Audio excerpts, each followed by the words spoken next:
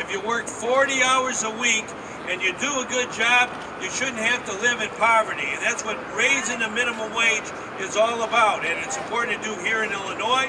It's important to do in all 49 states outside of Illinois. We're the United States. And it's so important that we help people who work hard, who live from paycheck to paycheck, who do some of the hardest jobs in our society.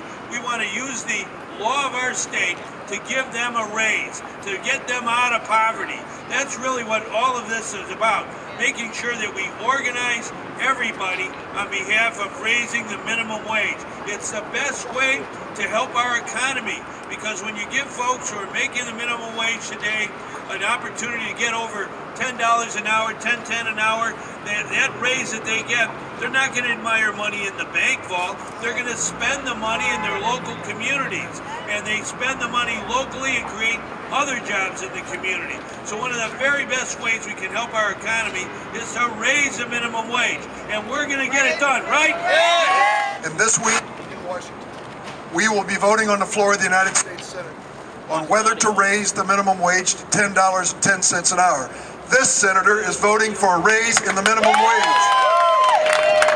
When you listen to these stories and you consider the lives that they represent, you realize that that woman sitting on the bus every morning got up and looked into an empty refrigerator, told that little boy or little girl, get dressed, I got to drop you off.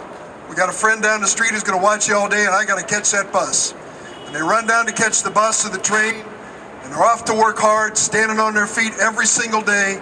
And at the end of the day, they're back on the bus, back home, hoping that maybe they can have something to eat that evening for their families. That is not right in America. If you get up and go to work every single day, you should not live in poverty in America. We have to speak up as a nation.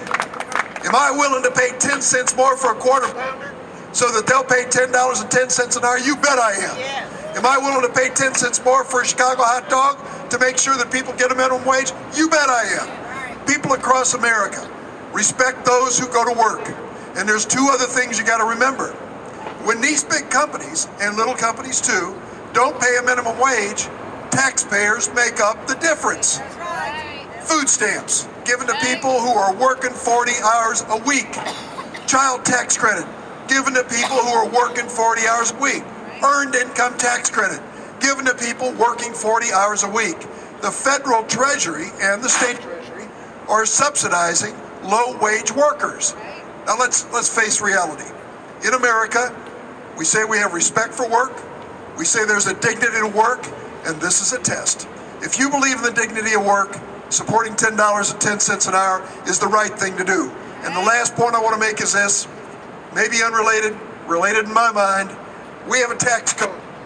This tax code is loaded with benefits, with credits, with deductions, with special treatment for special companies. We need a provision in our tax code for patriot corporations, for America's best companies that come forward and say we're going to pay a decent wage with health care, with retirement benefits. We're going to keep our jobs in America, and we're going to help our veterans. Let's give a tax break to real patriot corporations who treat their American workers with American dignity. Thank you.